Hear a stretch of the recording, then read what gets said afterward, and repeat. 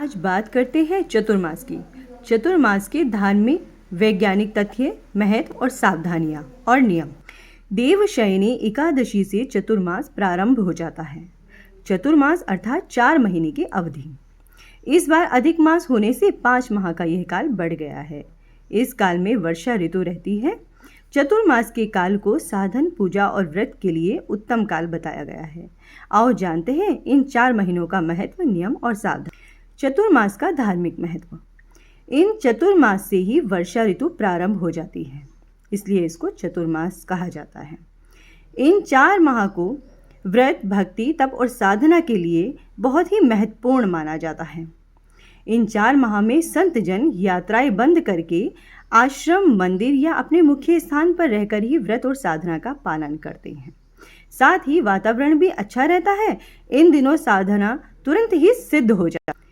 चतुर्मास में श्री हरि विष्णु 4 माह के लिए पाताल लोक में राजा बलि के यहाँ शयन करने चले जाते हैं और उनकी जगह भगवान शिव ही सृष्टि का संचालन करते हैं।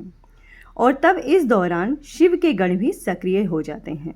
ऐसे में यह शिव पूजा, तप और साधना का होता है, मांगलिक कार्यों का नहीं होता है। अब बताते हैं चतुर्मास का वैज्ञानिक महत्व।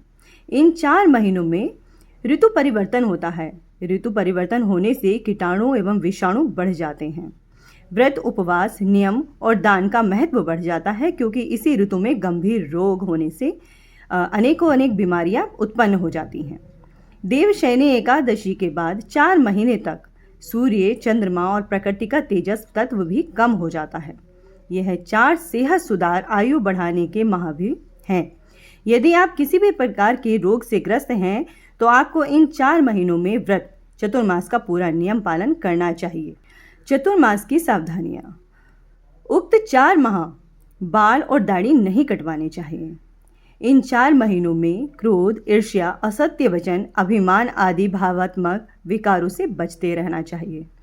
उक्त 4 माह में यदि व्रत धारण करके नियमों का पालन कर रहे हैं तो यात्रा बिल्कुल भी नहीं करनी चाहिए। इन 4 माह में व्यर्थ वार्तालाप, झूठ बोलना, अनर्गल बातें करना, मनोरंजन के कार्य आदि का त्याग कर देना। 4 माह में विवाह संस्कार, जातकर्म संस्कार, गृह प्रवेश आदि सभी मंगल कार्य निषेध माने गए हैं। चतुर्मास का व्रत रख रहे हैं और यदि आप बीमार हो जाएं तभी व्रत का त्याग कीजिए, अन्यथा व्रत को खंडित कदापि नहीं करना चाहिए।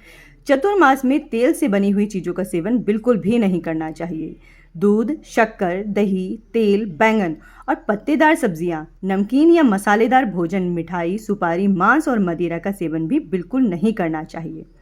श्रवण में पत्तेदार सब्जियां यथा पालक, साग इत्यादि, भाद्रपद में दही, अश्विन में दूध, कार्तिक में प्याज, लहसुन और उड़द की दाल आदि का त्याग कर देना चाहिए।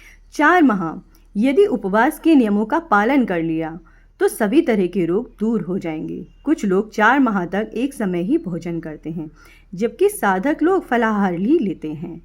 नियम का पालन कर सको तभी चतुर्मास करना चाहिए। इस दौरान फर्श पर सोना और सूर्योदय से पहले उठना बहुत ही शुभ माना जाता है। इस दौरान साधक लोग फर्श पर ही सोते हैं, भूमि पर ही सोते हैं, प्रतिदिन ध्यान, साधना या तप करते हैं। साधुजन योग, तप और साधना करते हैं, आमजन भक्ति और ध्यान करते हैं। 4 माह ब्रह्मचर्य का पालन करना चाहिए। ऐसा करने से शक्ति का संचय होता है। ब्रह्मचर्य में इंद्रिय संयम के साथ ही मानसिक संयम भी जरूरी है। 4 माह साधक लोग मौन ही रहते हैं। मौन से मन की शक्ति बढ़ती है। यदि आप उपवास नहीं कर पा रहे हैं तो समय समय पर मौन रहकर लाभ उठा सकते हैं। चतुर्मास में प्रतिदिन अच्छे से स्नान करना चाहिए। उषा काल में उठते हैं और रात्रि में जल्दी सो जाते हैं। इससे शरीर की घड़ी में सुधार होता है।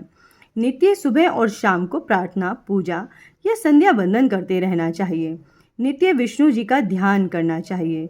विष्णु जी के साथ साथ लक्ष्मी माता, शिव जी, पार्वती माता, गणेश जी, पितृदेव, श्री कृष्ण, राधा और रुक्मणी जी की भी पूजा करनी चाहिए। आप चाहें तो अपने इष्ट देव की पूजा, ध्यान, जाप कर सकते हैं। इन 4 माह में साधुओं के साथ सत्संग करने से जीवन में लाभ मिलता है।